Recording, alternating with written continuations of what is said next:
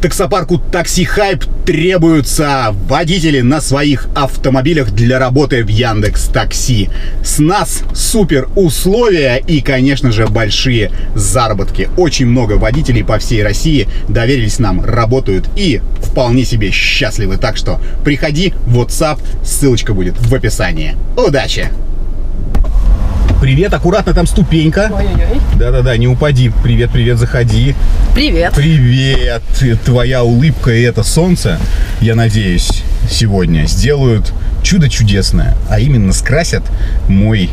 да почему только мой? 2 недели было пыли полного трэша. Погода просто не могла никак определиться, что она все еще зима или все-таки уже весна. Вот-вот. Да? Я много говорю, а не должен. Ты знаешь, ты очень зелененькая. Спасибо. Нифига себе комплимент ответила. А под цвет солнца, да? Вот такое в Питере солнце, да? Что ходишь зелененькая под цвет солнца. После снега, ветра. Так. Только такое. Да? Ну, ты молодец. Кстати, ты знаешь, несмотря на то, что солнце вышло, оно обманчиво, я хотел вот о чем сказать. И если начать раздеваться вот сейчас, в эту погоду, то можно схватить воспаление легких, несмотря на то, что очень хочется раздеваться. И я, видимо, сам очень хочу раздеваться, поэтому и говорю об этом. Давай я тебя послушаю. Как жизнь? Ой, да все отлично. Насколько? Наверное, на 8 из 10. Ну Нифига что, у меня себе. в целом все есть. Хобби, работа, подруги, муж. Все, что нужно для хорошей жизни. Что-то я, видимо, сегодня уши плохо помыл. Еще раз, кто у тебя есть? Касательно какого пункта? А ты все перечисляй, может, мне кажется, что-то у меня, видимо... Хобби, подруга, работа, муж. А вот последний пункт я не очень понял. А он живой? Да. Где этот твой муж? Муж объелся груш. Ну, то есть он живой, не бывший, ходит, живет с тобой. Да, мы вместе живем. Ага. Так, подожди секунду. То есть я правильно понимаю, ты замужем? Да. Вот даже кольцо есть. Охренеть. А можно... И ты здесь не для того, чтобы мы с тобой там типа в теннис вместе играли в настольный? Ну нет, я сразу обозначила свою позицию, зачем мы здесь. А когда ты обозначил ее? Ну, когда мы общались с тобой. Да. Просто сейчас новые вводные, и у меня немножко такое диссонанс в голове. А вопросы, замужем я или нет, не поступала. Да, потому что, ну, это как-то... Да, слушай, ты права. Ты ж права. Я ж не спрашивал впрямую, а ты, собственно говоря, и не обманывала меня, ты просто не отвечала на вопрос. Да? То погоди, хорошо. То есть мы все понимаем, зачем ты здесь. Ну да. И я понимаю. Я ж понимаю, зачем ты здесь. Ну, я понимаю, зачем ты здесь. И ты понимаешь, зачем ты здесь. Ну да. А можно задать вопрос, а что не так с супругом? Ну, и это, конечно, можешь не отвечать, если это суперличное, но вот все-таки. Ну, как-то за 3 года брака все стало настолько однотипным. Нет ничего нового. Он работает целыми днями. Муж старый, да, я понял. Да, нового мужа не появилось за 3 года. Ну. Он приходит после работы, ложится спать, мы никуда не ходим. И как-то он не удовлетворяет мои потребности, которые мне нужны. И вот, грубо говоря, меня благословили на то, чтобы я занималась, чем я хочу. То есть муж во всем виноват? Не виноват, а стечение обстоятельств такое, наверное. Ну, очень удачное стечение обстоятельств, особенно для тех, кто приходит с тобой на свидание. Ну, сейчас для меня, например, да? Так, хорошо. Очень хорошо. Прям очень замечательно. Это прямо... Ну, то есть мы... Что-то я даже, знаешь, потерялся. Мне обычно есть...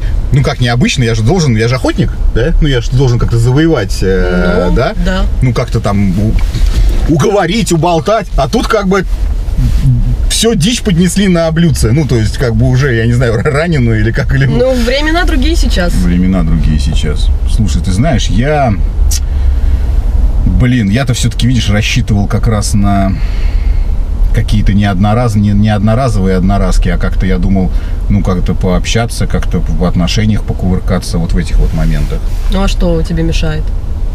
Ну, муж твой мешает. Ну, какая разница? А, то есть мы, типа, у нас будут отношения, но сделай вид, что ты не замужем? Можно так. А, так даже можно? Можно так. У Или тебя что-то смущает? У меня сегодня что, день рождения, что ли, блин? Я не знаю, меня... Да нет, меня ничего не смущает. Хотя меня смущает все. С другой стороны, а что я ломаюсь? Ну вот, и я про то же. Типа, да? Ну да.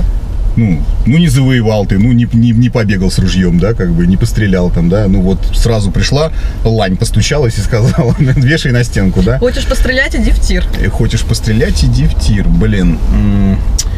Слушай, но... Я понял, зачем ты здесь, я понимаю, для чего, какие потребности тебе закрыть надо. Но ты знаешь, я вот сейчас, я не хочу, чтобы ты разочаровалась. Угу. Вот правда. Ну, у меня есть тоже скелет в шкафу. Жена? Да ни хрен с ним, нет, не жена. Тебе-то какая разница? Тем более, что? Жена, даже если бы я был трижды женат, нет. Слушай, ну, в плане, я понимаю, что если от мужа у тебя не перепадает того, что тебе нужно от мужчины, который вот с тобой бы сейчас бы затусил. Но я тебе, к сожалению, вот скажу как на духу, чтобы просто, опять же, не разочаровывать тебя лишний раз, не краснеть. Ты знаешь, у меня нефритовый стерженек, ну, скажем так, у меня не скелет в шкафу, а скелетик в шкафу. Скелетик. Такой скелетик на 8 сантиметров. То есть мой нефритовый друг, как говорят, не помню где, на Востоке, он у меня, ну вот, 8 сантиметров. И ну, более-менее того, не знаю, что еще сказать, я в плане выносливости такой себе, конечно, партнер.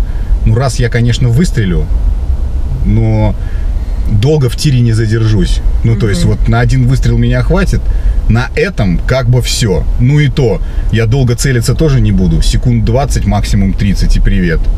Ну, то есть насколько тебе нужен такой товарищ, как я? Ну, правда. Ну, вот подумай об этом. А как давно ты замеры делал? Не, ну как, я каждый день замеры делаю. Делаю замеры и...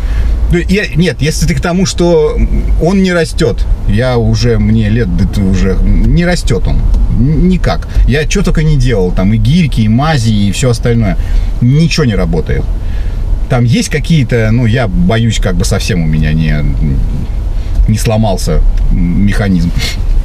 Поэтому, ты знаешь, ну вот, не поможет. Не поможет ничего.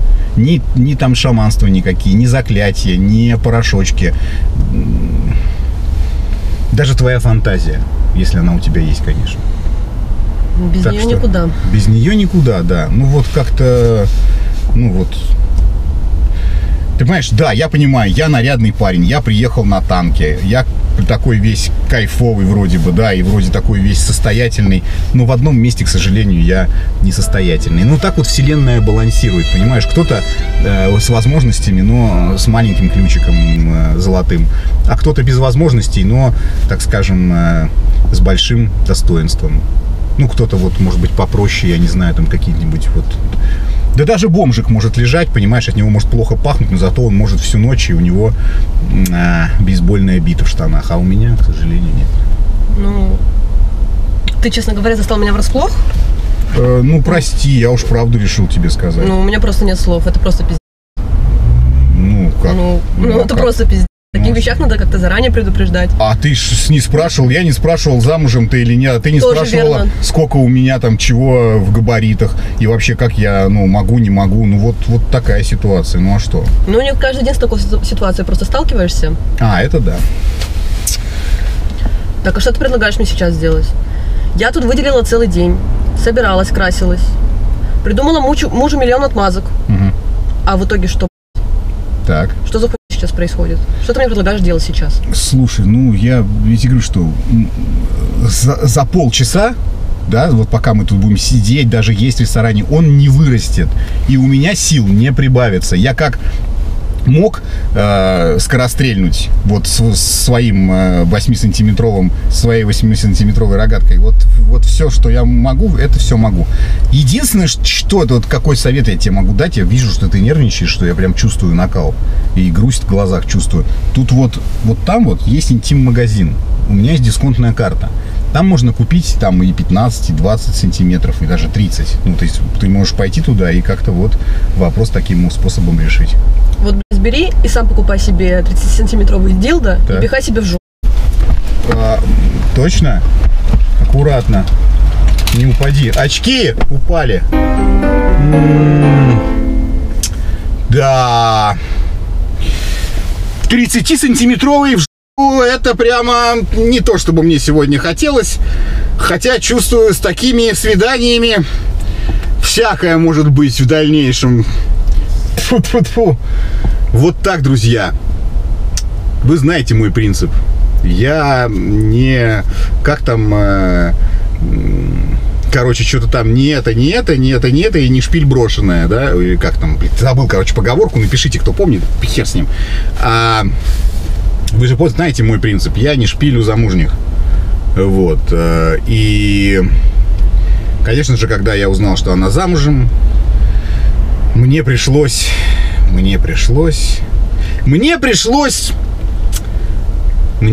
пойти не с козырей, так скажем, а с других, более мелких карт. А для такого рода похотливых, жаждущих общения женщин, такие вещи играют решающее значение. В общем-то, если бы она сказала, да хер с ним, твои 8 сантиметров, да, и нормально, как говорится, были у нее варианты и похуже, то я бы нашел другие аргументы для того, чтобы, конечно, соскочить с истории. Вы сейчас скажете: Женек, какой же ты дуралей. Ну, тебе уже принесли на блюдце, то ты заявляешь вселенной, что ты никак не можешь никого отромантизировать. Тут тебе на блюдце принесли, ты начинаешь опять ломаться, как всем известная девственница из Валдая. Ну, что ты себя так ведешь-то, как говнюк, да?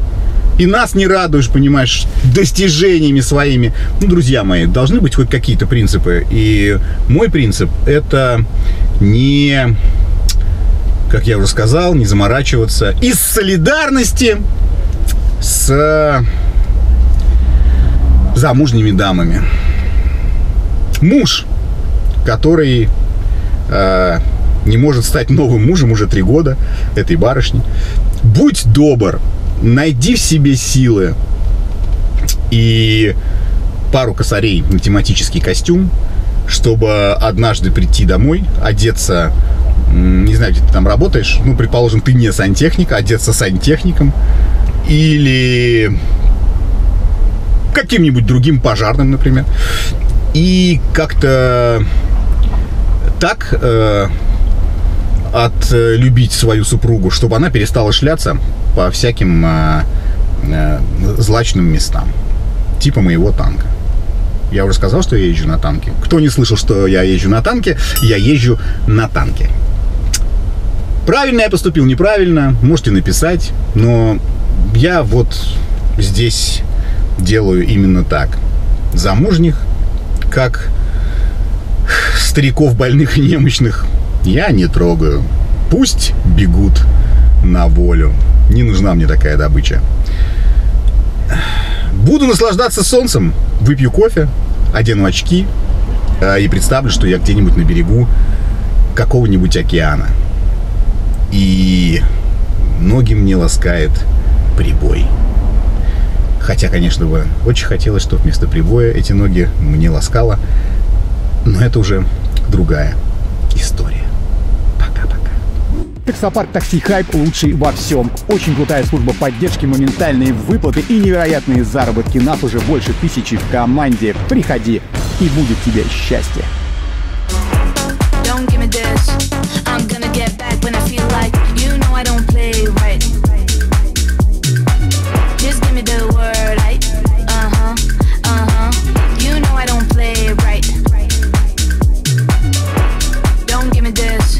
I'm gonna get back when I feel like